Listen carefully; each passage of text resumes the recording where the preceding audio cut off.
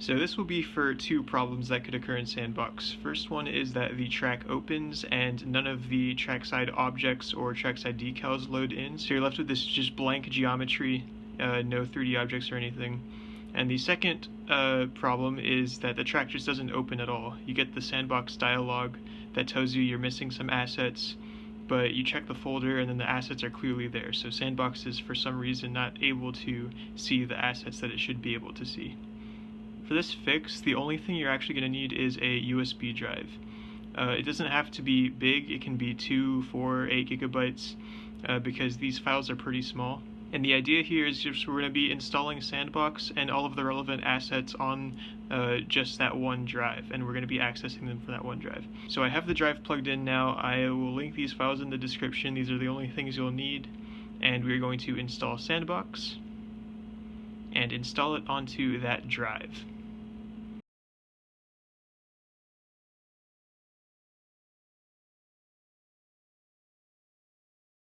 Remember to put your compatibility settings back on. The ones that usually work for most people are one of the Windows XP service packs. Just check which one you've had on your current installation of Sandbox and make sure to use that on this new installation. Once Sandbox is installed, it's time to lay out your workspace for the tracks. And I'm going to lay out the folders the same way they're laid out in the game. So I'm going to have a tracks folder, and inside of that I'm going to paste the track that I'm going to work on. And then I'm also going to paste the shared folder into the same spot.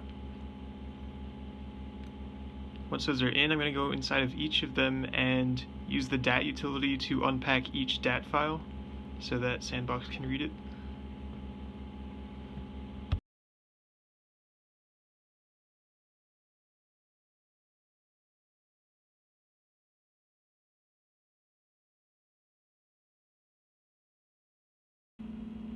And after that, it should be good to go. I'm just going to open the track, and it opens just fine. I can see everything that I'm supposed to see, and it's working as normal.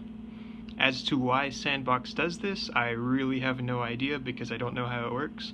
But these are the things that I read that led me to trying out this fix. So credit to these people for pointing me in the right direction, and that's all I have.